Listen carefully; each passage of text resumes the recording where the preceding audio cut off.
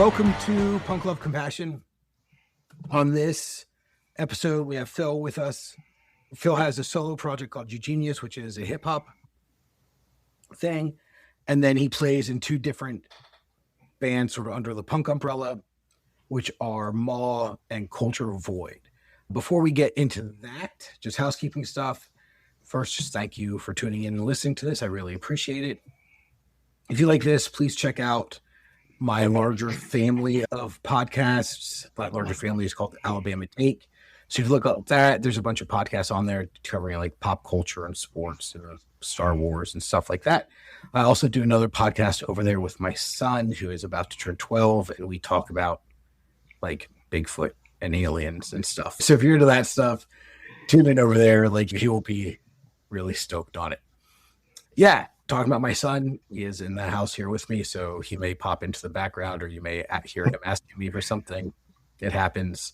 And then, yeah, we have animals, dogs, chickens. You may hear them in the background too. Chickens not in the house, but they do peck at the door where I record. Yeah, and so that's it. So with that, Phil, would you like to give a better introduction than what I did? Hi, my name's Phil. I have a solo project that's hip-hop, kind of alternative leaning that I've been doing for about 13 or 14 years now. And also I play guitar in a band called Maw, and also I do vocals in another band called Culture Void. And I do other things, mainly eat, sleep, work, cut the grass, but those are my main creative outlets. Nice. Awesome. Thank you. Okay. So just to create a baseline to get us going, do you remember what the first punk song you heard was? And like, my punk umbrella is very big and very inclusive and encompassing. So define that however you want to. So I think I'll be 44 this year in about a month. So the first, like, I guess, punk record or song I heard was probably Green Day, Something Off Dookie, just because it was on the radio, and maybe like Rancid too. That was also, they used to play that at lunch. That was my first true introduction to punk. Yeah, it was probably like whatever punk was playing on the MTV at the time. Fair enough. Cool. And so from there, like, at what point in time were you like, okay, I hear this, I like it, whatever? Did it go from like a background to a foreground? So I kind of have like a weird like trajectory of getting into punk music. I had a friend who, his older brother was very into like the hardcore scene at the time. And so he actually snuck us into an Earth Crisis show in, I want to say, Racine, Wisconsin. And it blew my mind because it was just like, at the time I had, I listened to like some new metal stuff that was on the radio, Deftones, Korn, that kind of thing.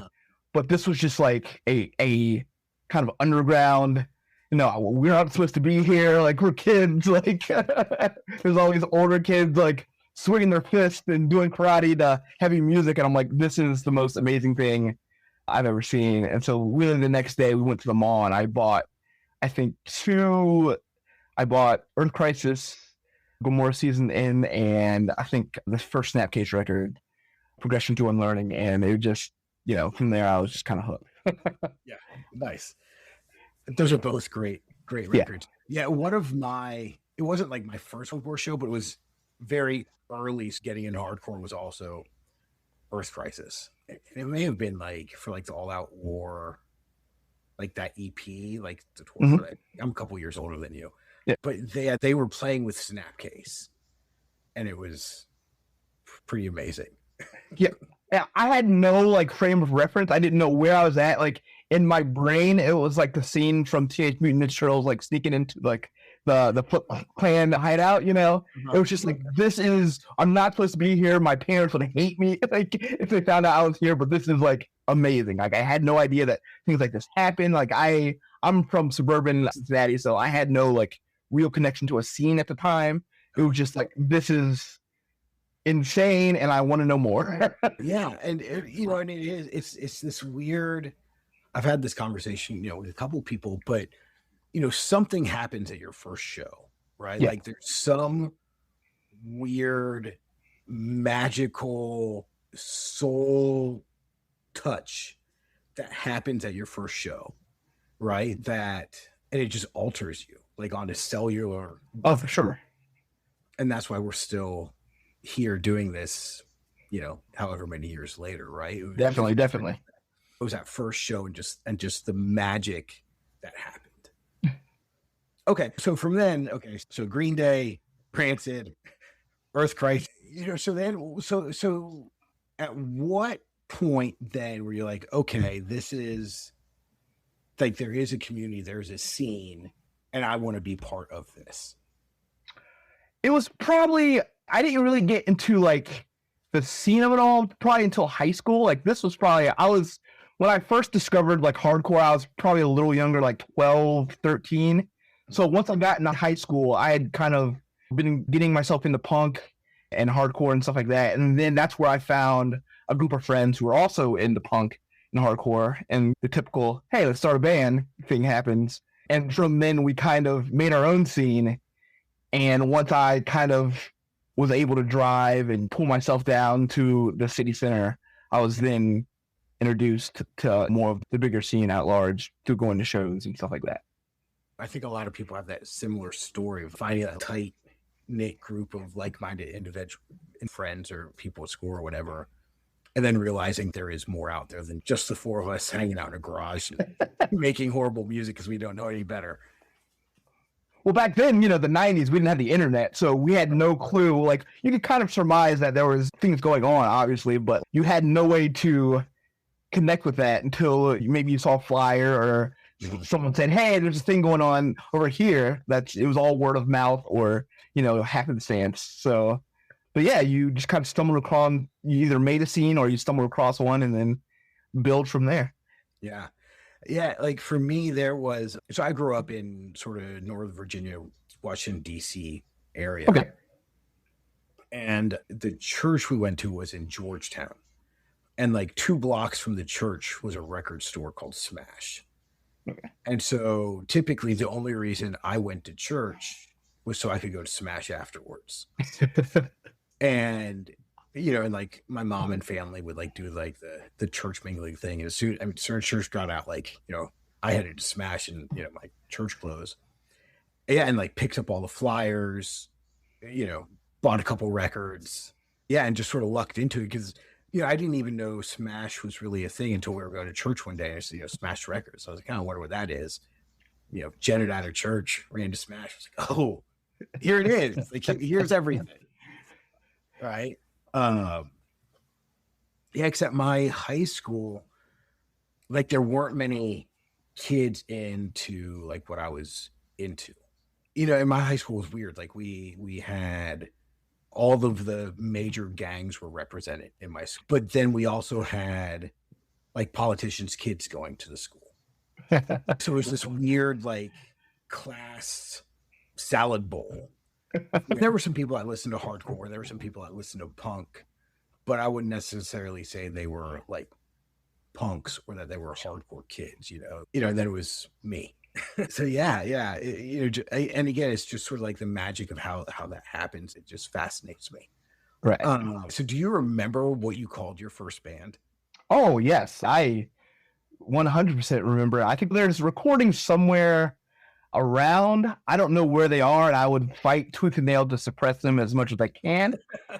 But my first band was called the PU Stinkers, with the PU standing for Punks Unity.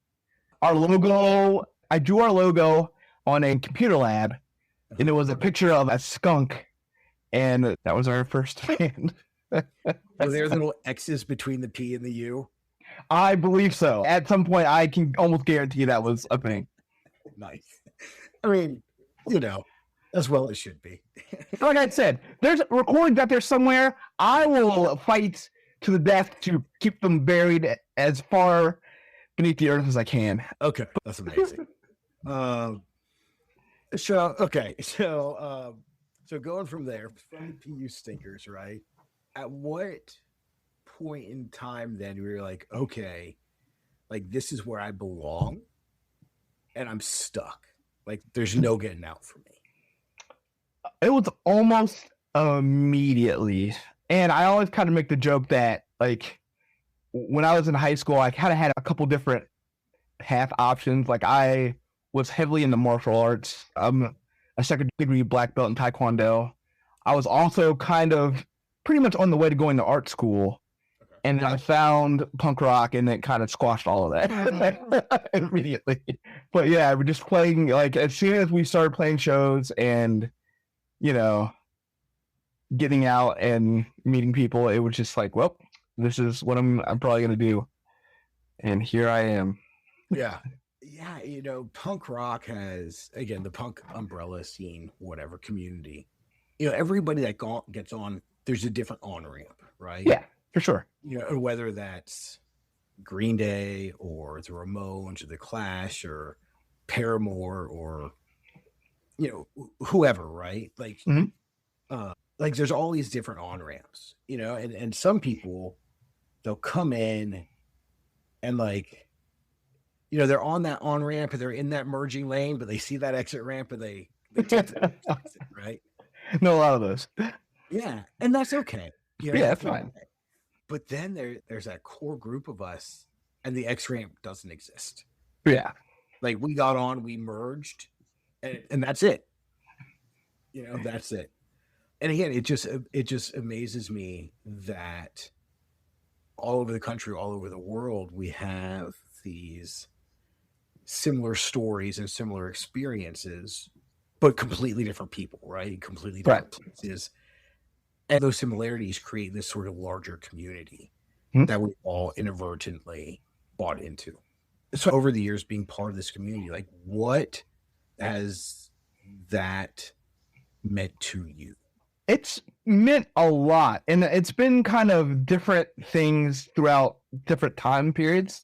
Like, especially when I was younger, I didn't really play any sports or anything like that, so it gave me something to do, and it gave me, like, a belonging to where, like, you know, I was always kind of a shy kid, a black kid that listened to punk rock in the 90s that was not as accepting as it is today.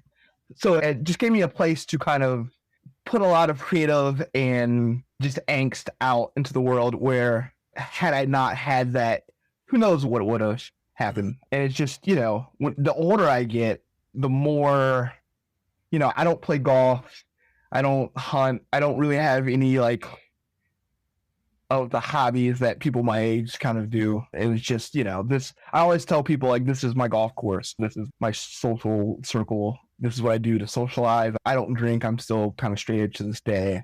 And so this is what I do to stay sane. Yeah. I feel you. Yeah, I'm straight edge as well. I don't X up my hands anymore, but I used to. Yeah, and it's similar for me. It's what I do. It's what I look forward to, and it's my therapy.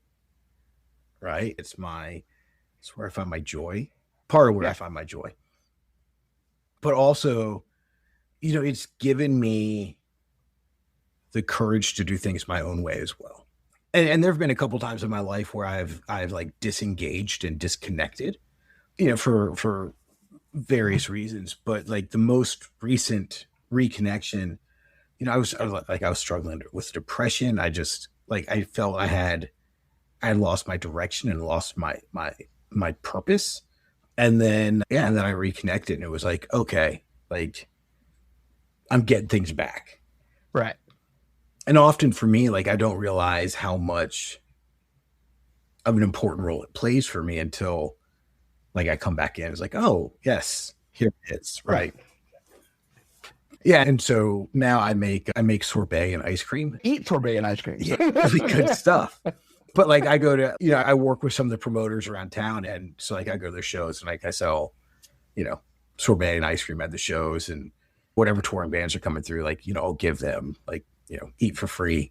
We'll keep that noted, because I am a avid ice cream eater. Yeah, I started out just making sorbet, and then I've just recently added ice cream into the mix. I thought ice cream was going to be more complicated, and I was wrong. Ice cream is a lot easier. But yeah, and that was because of punk rock too, right? It created that DIY ethos and whatever. And if there's something there that you want and it's not being made, you do it. yeah, and I just, so I started making sorbet and ice cream, right? But again, it comes down to those connections. So I guess I'd like to explore those connections further if you're up for it. Okay. I guess what are some opportunities that have presented themselves to you just by being involved?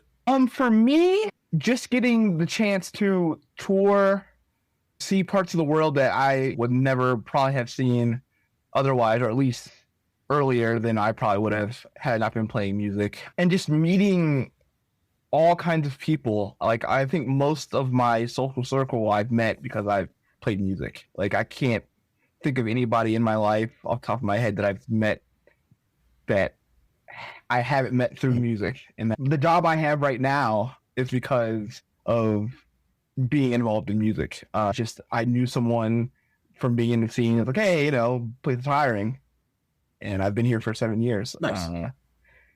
And so, things like that are always kind of in the back of my mind. Those connections. It's been just mainly just a social, like just having people to talk to.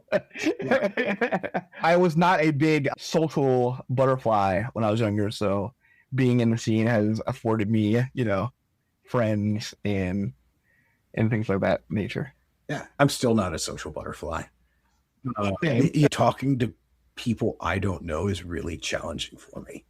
And that's one of the reasons why I do this, just to give me practice with that. I'm the vocalist for a band. And I am an extreme introvert. I am too. I love playing. I love performing. I love the interactions. I love the conversations afterwards. But it's like training for me. I get more exhausted from playing a show than I do from working out, or like any kind of physical work doesn't compare to the exhaustion I get. And it's more like a mental, emotional exhaustion I get from doing that. And it's just because I'm so introverted. But it also like recharges my batteries, if that makes sense. Right. Yeah. Yeah. It's weird. Well, I used to be like, when I was younger, I was very introverted, like almost like terminally introverted, like very shy. And that was part of one of the reasons I started doing Eugenius. Yeah. It kind of forced me to learn how to perform, and it forced me to have to learn how to be engaging. Because before then, I was always a guitar player. I can always be off to the side, which is always my default position. And so doing Eugenius, there was a band. I had to learn how to perform rap songs and learn how to be somewhat engaging just on a performance level. And I think doing that for the decade plus has really kind of, I'm still introverted. I still prefer to be alone, but it's not to the point to where I feel like it's hurting me, where I can go out, I can talk to people, I can, engage, and I don't feel like I'm dying inside. And doing Eugenius also kind of helped me to where I can be a vocalist in the band now. And it's still, people, when I say, like, I don't really like being the center of attention, I don't really like being, they're like, well, you sing for a band. I'm like, yeah, I know. Yeah, I gotcha. I understand none of this makes sense. Yeah. But yeah, my default isn't, look at me. Right. Yeah, like oftentimes when I'm performing, like I close my eyes. And sometimes some chaos comes from me closing my eyes. Like I'll knock one of my bass or guitars out of tune or unplug something. But yeah. Well, and for me, like I'm on the spectrum some, and being on the spectrum, everybody has different superpowers with that. But one of the things that's very challenging for me is, which makes sort of social interactions very challenging, is I have a very hard time reading social cues when they're directed towards me. Okay. And it's weird because like I can watch other people interact and pick up everything. But when I'm in that role, I have a very hard time picking up those social cues, which then makes those social interactions very, very difficult. And so it's not from like, I don't want to have the social interactions. It's like, I don't necessarily,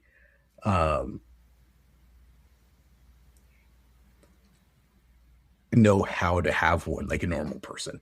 Right. And so with that, like small talk, I have no interest in small talk at all. Like if I hook somebody, like I want to talk to them. Right. Whereas most conversations really are it's just small talk. So I have those two things sort of working against me. It's like, no, I do want to have interactions. I do want to talk to people, but I want to have a conversation. And I just can't tell if you want to have a conversation with me. Right. And I'm the same way, like, especially at events or shows where I know a lot of people, but I don't know a lot of people. You know what I mean? Like, I know people from standing next to them at shows for a couple hours at a time, but I don't really know you. So it's hard to have an actual conversation with someone that you know through, hey, man, nice set. Thanks. It's like, well, do I say the next thing or... Yeah. Going through shows is like, oh, like I know you because I've seen you at 100 shows and we've like nodded our heads at each other or commented on each other's shirts. But yeah, that next step is difficult. Which again, at the same time, for me is sort of ironic because one of the things early on really got me that hooked me was the like come as you are mentality. Right? Like we don't. And, you know, there are assholes in every scene, obviously, but sort of the more general thing is like, you know, we don't care how you look. We don't care how you're dressed. Just like show up and participate in this madness with us, and not just participate, like ideally contribute as well. Right. You know, because there is that, not the urge, but the encouragement to contribute. And there's different ways to contribute. You know, there's the most obvious, which is being in a band, but there's also doing zines or making art or taking pictures or letting bands crash at your house or putting on shows or, you know, whatever. Like there's all these different ways that you can find your niche to participate. Yeah, for sure. I always tell, because a lot of times some of the bands that I play in, we play with younger kids, which it was weird at first, but now it's kind of a blessing just because I always tell, you know, if I'm talking from stage, hey, if you're here, you know, start a band. If you can't start a band, put together a show. If you can't put together a show, take a picture. You know, if you can't take a picture, you know, slam into somebody. Just do something. Like make, you know, because for a lot of people, it's just that connection is life altering. And I think it can also be life saving because ultimately it's this collection of oddballs and outcasts that we each found our people in some way. Right. And I think too, that is often glossed over by like the bigger picture of everything. Right. And I'm still like to this day, I've been doing this for 25 plus years. I'm still meeting people in my city and bonding over music that are my age. Like the band I'm in right now, well, both of the bands are people that I've been tangentially connected to who've seen stuff, but we didn't know each other until we started playing music. And now we're like friends and creating music together. And it's like, this is cool to be 44 years old and still making friends. Like that's not something that happens to everybody. And that's something that I always keep in the back of my head is like, not everybody of this age can make friends. There's a lot of people that are sitting at home, you know, and who they have around them is that's it. And I'm fortunate to be able to meet people on a weekly basis and make connections. And it doesn't just happen like in your town, right? Like you meet people, right? Even if you're playing in your town, other bands are coming through and you play and you make these connections. It's like, and now you have a connection in Anchorage, Alaska, or, you know, whatever. Right. And knowing that no matter where you go, you're going to be able to find that community somewhere, you know, because those threads exist. And it's just finding that thread, you know, which is, just a unique thing, I think. Oh, for sure. Yeah. So what's one of the most, I guess, unexpected things for you? You think like musically? Sure. Define it how you wish. For me, like playing music, I always say the most unexpected thing for me is like that people listen.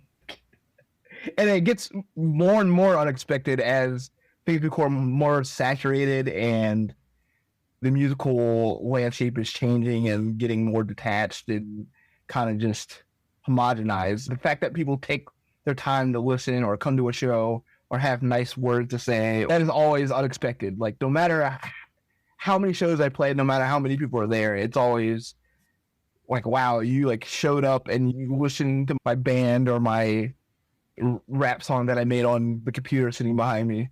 That's always very just special to me. Yeah. Nice. So when you perform with Eugenius, are you performing with other hip hop artists? Are you performing at punk shows? Like, how does that play out? So when I first started, it was kind of friends putting me on punk shows.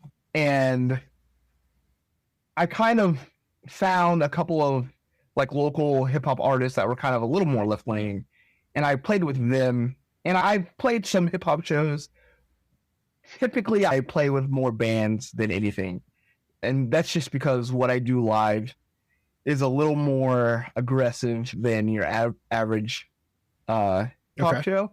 I've played kind of standard hip hop shows before. It doesn't go over very well. So I generally, like, I'll play anywhere. Like, if one thing that people know me is, I rarely turn down a show. So anybody that kind of wants to book me has heard me and, thinks it will fit, I will play. I've played every kind of show you can imagine: hip hop, noise, burlesque, metal, punk, industrial. I've run the gamut of shows that one can play under the hip hop banner. So there's no boundaries of what I'll play with. Nice. I mean, to me, I think sort of hip hop and punk share similar roots, right? And similar foundations. They've definitely grown in different ways and different patterns and different whatever, but I think some of those foundations are similar. For sure. And I've always been a fan of hip hop, but never have been part of like the scene, So it's very much outsider looking in for me. For me, it's kind of been the same way. Even before I found punk, I listened to hip hop, grew up in a black household, so there was always R&B and funk, soul in the house. And so hip hop has always kind of been there. It's just kind of punk kind of took over. Then later, I was like, hey, what if I tried to do something rap related? And how would that look? And the answer is messed up. But it's my own sexual blend is messed up. I've listened to it and I dig it. So what were some of your early influences? So I know you said the first couple bands you heard were Green Day, Rancid, stuff like that. But like I guess what were like some of the first that you remember that were like, okay, I can do this too? So when I first started playing guitar, the way I learned how to play guitar was I would watch bands like Green Day on MTV, and I would look at their hands, and I was like, okay, looks like they're making that kind of chord. And I'd cross-reference that with some books that I picked up at the bookstore and learn how to play a power chord, and then I'd go from there. So it was like pop punk, Blink-182, Green Day, like bands like that. Stuff I was like, I can do this. It's pretty I think half the East Coast learned Damn It as their first cover song. And the Pew Seekers were one of those bands. I feel like most of our first bands were a mashup of just whatever punk was popular at the time. And then I became a better guitar player. I wanted to branch out and start doing other things. We started dabbling in hardcore and metal and stuff like that. Most of the stuff I make is kind of dictated by my talent of playing guitar. So the better I got at guitar, the more intricate the songs got, and the genre would kind of bend around that. Yeah, I often sometimes people I'm in bands with gets frustrated with because I'm not a musician. Like I can't looking at music just I can't do it. Like I can talk aggressively. That's what I can do. I tell people I'm a one-trick pony. I can't even do different kinds of hardcore vocals. I can't do the growls. Like I'm a one-trick pony. That's it. That's what you got. I can't harmonize. Yeah, but it's fun, right? It's working with what you got and doing the best. And then most people get better over time. And some of us, it is what it is. We still have a good time doing it. So a couple different times you have mentioned sort of like left-leaning stuff. What sort of got you in that direction and sort of influenced you there? As far as like musically or politically? Both. Either or. So we'll start with musically. Musically, I've always been a fan of like everything. I listen to a lot of genres. There's not really like, I think kind of hip hop and punk are kind of like my base, home bases. But like I just like taking in information. So I've had like spurts where I've gotten really into like prog or jazz or electronic music. And so I have the kind of opposite problem that you do is every project I do, I try to do it all. I have no like bounds, like there's no boundaries. So I tend to throw as much into whatever genre that I'm playing and at the time, and it sometimes frustrates my band members. That if you add that with a very active imagination and a very short attention span, I usually have a lot of songs with a lot of different parts and a lot of influences, and to a lot of people that can be a little jarring, which is, I understand. I'm pretty self-aware, and I know that sometimes when I ask bandmates can be a little difficult, but it always works out because you end up with some very interesting ideas. This is going to be kind of a long thing, but when I was younger, in high school, a lot of my friends were in youth group. And so I was like, okay, that's cool. My mom went to church, and I wasn't really for or against church, so I started getting involved in church things. I, through that, got involved in kind of the Christian side of punk and music, which I don't know if a lot of people that know me now have realized that that's kind of where I started. My first couple of bands were Christian bands. Yeah, we all have our different on-ramp, right? Right. And I think back then, like the late 90s, early 2000s, it wasn't as segmented as it kind of later got. Like we still played normal shows and we weren't super preachy or anything like that. But I kind of, after I was in a metal band called Death Through Adam, and that was kind of my first, I'd say my first real band where it's like, we're taking it seriously. We're writing these epic, black metal inspired songs, as was the style at the time. And from there, I was maybe, I don't know, 5 or 6 years after that, I was in another Christian band called Corpus Cristi.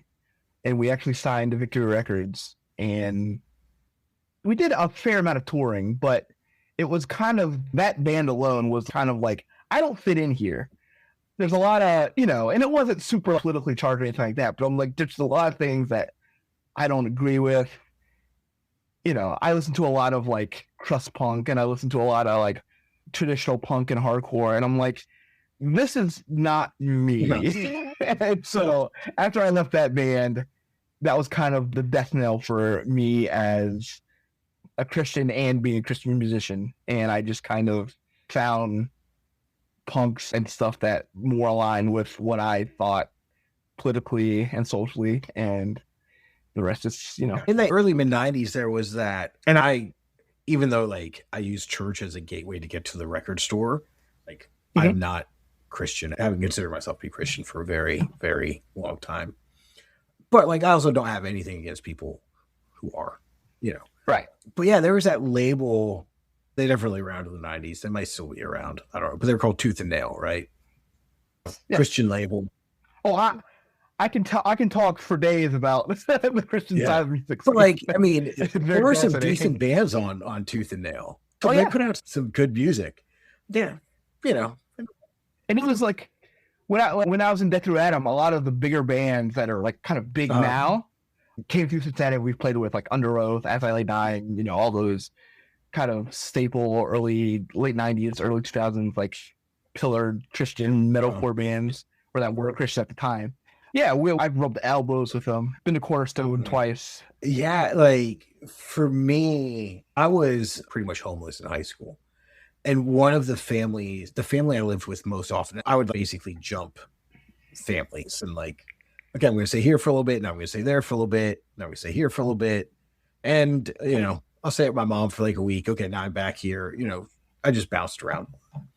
But one of the families I lived with, like I said, most often, they were like hippies during the beginning. Dad was Jewish, mom was Quaker, and they were very involved in sort of left-leaning stuff. And so for me, that's what sort of got me started down that road. And also just seeing the injustices of everything being where I was, situation I was in, living where I was, and then getting into band. Like Public Enemy was one of the first bands I really got into. So even before I really knew, like I knew what punk was, but before I was really into punk, like Public Enemy was one of the first bands I really got into. So heavily influenced by that, but then getting into punk and more influenced by that as well. It's just that gateway drug or whatever. There was also that belief that, people are people, need to be treated with respect and dignity. Yeah, and I think a lot of that was moving, because I grew up in kind of a suburban environment. So once I kind of moved out of my parents' house, moved, close to the city, and kind of traveled a little bit and met other people, you kind of empathy for like whoever you're living amongst, or being, you meet more people that may not be from your direct background, but you just have commonality with, and that usually results in empathy for all kinds of lifestyles. Yeah. Empathy and compassion and, all those. And respect. Yeah. Right. Yeah. Which, it seems to be these revolutionary ideas, which shouldn't be. Yeah. And it's very disheartening that, just respect and empathy and care for just your neighbors is radical. Like that's insane. It's so insane. Yeah. And it's weird. Like, every now and then something comes out, like you said earlier, there's assholes in every scene. Right. But for me, like, the foundation of all these beliefs came for me from this greater umbrella and this greater community. And so it's weird to me when somebody makes a statement like, oh, like this isn't punk, right? Like compassion punk. Right. It's like, what the hell are you talking about? Like punk's where I learned compassion. Like punk's where I learned like come as you are. Punk is where I learned all of this stuff. Who the hell are you to tell me like this isn't it? Like you might need to go back and relook at some things. I mean, and I realize that's me saying, well, this isn't punk, but whatever. It's my podcast. Anyway, back on topic. So we've been talking about an hour, and I want to be respectful of your time and all of that. So I'm going to start wrapping things up. So I'm going to get back to my set questions now. Okay. The first one is, what gives you hope? Like I said before, we've played with being older in the scene sometimes means you play with younger bands, and just being around youth and seeing how they operate. Like the scene is a lot more diverse. It seems like it's less self-serious. It's less like it's more organic. Like kids that come to shows, they just want to hear music. They just want to be with their friends. They don't care about any of the stuff that we kind of worried about when we were kids. Like there's so many there's so many people of color that come to shows. It fills my heart with like joy and hope, just because they're not programmed the same way we were. It's all just, good vibes to them. And I think that's seeing kids just form scenes organically and just doing it the right way, and not even knowing it's the right way, that's just how they're operating. That to me is awesome. Like, and there's no, like, when I was younger, I used to have to like kind of select what shows I went to, because luckily there wasn't a whole lot of like rough stuff, but I didn't want to walk into like a green room situation. I don't know if you've seen that movie, but yeah, and may have gotten into situations with a couple. I mean, not that extreme, obviously, but still like, cool. So this is what's happening tonight. Yeah, there's a couple. I've been to a handful of situations where like, I don't know how this is gonna go. I don't know if I'm welcome here, and that doesn't seem like it's a thing anymore. And I think that's amazing, and that's what you want in a punk scene. It's just there's a lot of people, and like a lot of it is the internet. It's a little easier to connect, it's a little easier to get people out and get people informed. But I feel like the generation that is getting into it now are really kind of set up to do cool things. Yeah, and I feel like this scene overall has really evolved and matured as well from, when we first got into it, right? I mean, when we first got into it, like, again, it's where we sort of based our political beliefs and all that. It was already here to the left, but it's like, as it matures and as it gets older, it just becomes more so. Right. And of course, it still has ways to go, as everything does. But I think it, like, seeing it evolve and seeing everything that you just said, seeing the kids building it in this new way or rebuilding it in this new way and creating it in the way that they're creating it. I mean, just making leaps. Again, in my opinion, being a straight white man, which I've realized has, colors my opinion some, but still, I mean, it seems like it's making leaps and bounds in the right direction. Yeah. I mean, I've been on complete tours where I've not seen another person of color. So to see so many shows where there's multiple, like, it's just not a thing anymore. Like, it's really cool. I should have asked this question before the last question. Is there anything you want to talk about that I didn't touch on? Not really. I think we hit a lot. I'm to the age now where I can't remember things. Why I asked the questions out of order. But no, I don't think there is. But if there's anything that you would want to know of me, I'm down to answer. What are you listening to currently?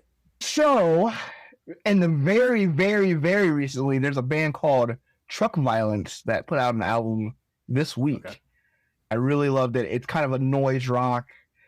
Think like, I don't know if you are a fan of Chatpile, but if you take that band mixed with like a little Oxbow, but a little more melody, it's really good. I listened to it twice now. It came out on Friday. Other than that, I'm really enjoying the 2 Converge albums that came out this year. I am a Converge stan. They're will forever be one of my favorite bands, if not my favorite band. And usually, like, in an influence of all like the heavy stuff I play, there's usually some Converge in there, if not a lot of Converge in there. Yeah, I mean, very groundbreaking stuff. Amazing song players. Oh yeah, great performers. Sorry, so consistent. They're so consistent. The consistency over 20 years that they've been doing it, maybe more. And they're probably pushing 30. Yeah, you're right. It's astounding what they've just continued to do, album after album after album. What else am I listening to? I have to shout out a couple of friends of mine in a band called Clipping. They're an experimental rap trio that put out an album not too long ago. It's still in my rotation. And you said their name was Clippings, like Clippings? No S, just Clipping. Okay. Yeah. And I'm sure there's lots of other things that I just can't remember. But like I said before, I have older man brain, and it's just, it happened. I have to pull Spotify to remember what I'm listening to. Okay, so next question, similar to the last, slightly different. What do you think people should be listening to? What they really should be listening to is Mall. We put out a self-titled album this year. So go listen to that first and foremost. I am not above shameless plugging. Plug yourself, plug your friends. Like, if we can't support ourselves and our friends, then we're doing it wrong. But yeah, it's all good. But there's like so many bands and so many things happening. It's hard to recommend. So I'll give a couple of local recommendations. There's a band called Scenario. They're kind of a screamo/scrams band from here in Cincinnati. Excellent music all around. There's an album from a Kansas rap trio called Ebony Tusk. Okay. That is probably about a decade old now, but it's criminally underrated, and I think everybody should listen to that album. It's called Heal Thyself. And my other band, Culture Void, has an EP out that you should also be listening to. On Friends Club Record, we have CDs for sale, and if we sell the CDs, they might put volume out. So if you go buy a CD, that will help us out a lot. Nice. Yeah, all I got. So where can people find your music? So like, where can they find the bands you're in? Like all that stuff. I think all like the Mall record and the Culture Void EP are on streaming everywhere. And I think they both have Bandcamps, though I cannot remember what the Bandcamp links are specifically. But if you search Mall, I'm sure your listeners are savvy enough to suss out where to find. Mall is spelled MAW, right? Yes, correct. Eugenius has a Bandcamp, eugenius.bandcamp.com. I have a couple of records on streaming, but there's a lot more on Bandcamp that covers the full span of the length of Eugenius. Yeah. And that's everywhere that you stream music. Awesome. Thank you so much. I really appreciate it. Thank you. Yeah, I think it was a good conversation. I hope you do as well. Yeah, of course. If you had to give one piece of advice to somebody who's, let's say, a punk rocker, Plains of Kansas, feels like completely by themselves, what would you tell them? I would say that there's always someone to relate to, and do what you can to find where the piece is. If it's going to a show, if it's going on a message board or Reddit or a social media group, just find people that think the way you do, that listen to the same music you do, and that enjoy music the same way you do. Awesome. Thank you. Cool. Okay. I think that's all the questions I have. Okay. Regardless, it's going to be all the questions I have. And so again, thank you. Thank you for taking the time to talk with me. Thank you for having me. I really appreciate it. Thank you. Thank everybody for listening. So in closing, with hope, love, and compassion, we will talk to you all next time.